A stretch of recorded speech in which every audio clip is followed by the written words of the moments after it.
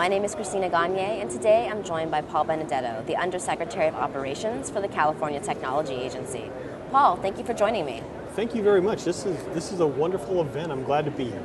So this is the second year of the Mobility Conference, and there's been a lot of transition and traction in terms of mobile application use in California, particularly of the App Store that the California Technology Agency has created.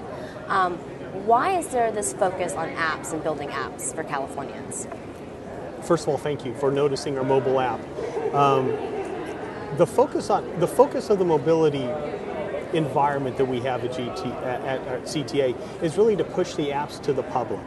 You know, our focus isn't necessarily on the apps that we use day to day in our operations, but how we push these apps to the public so they can we can get them the services they need, the services they deserve to support the 39 million Californians. Yeah, not only is there 1,200 people, but it's a great mix of both the program side of government as well as the technologists.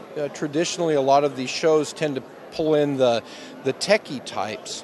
The problem is that a lot of these solution requires the engagement of the business people so that the applications developed really meets the needs of the citizens it's trying to serve. Governments are trying to address the key economic goals, the key impact focus that are happening within the public sector.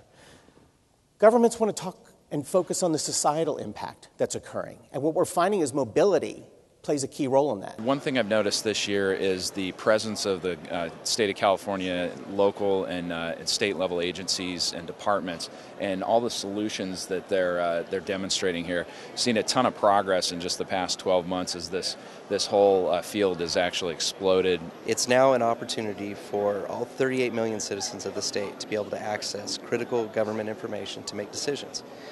But not just the citizens, it's also business and government.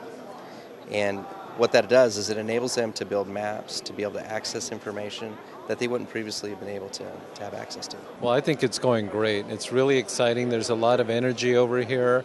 It's great to see all the different solutions and applications that people have developed just in the last year.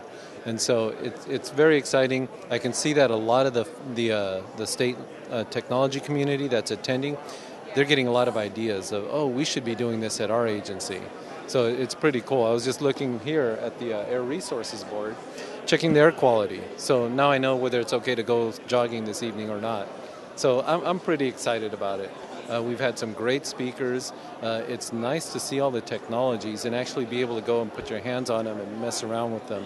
I don't know if you guys have been around, but they have a group working with San Joaquin College that's demonstrating some of their robotics, some of their 3D printers, and some of their design that they're able to do, and then actually reproduce it. So it's pretty exciting. The Da Vinci Center is a place where students can come in from anywhere and they can learn about anything that it is they want. If they're into robotics, if they're into film production, advanced engineering. We have a 3D printer that you can belt out stuff. Rapid prototyping used to be this thing it took forever to do, and it was really expensive, and now we can do it in a matter of hours for pennies on the dollar.